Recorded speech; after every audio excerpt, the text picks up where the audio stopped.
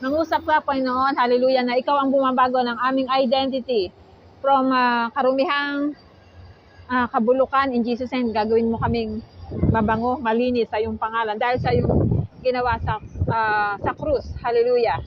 You have all the power to change our identity, that we are your children. We are joint heir with Jesus Christ. Whatever we do, whatever we touch, it will prosper in Jesus' name. We have the spirit of excellence, integrity. Dahil bine-bless mo kami, dahil ang anointing mo, dahil ang spirit mo ay nasa amin in Jesus' name. Hallelujah. Hindi ito mawawala at hindi namin ibibigay. Hallelujah. Sa kaaway in Jesus' name, that we know who we are in Christ.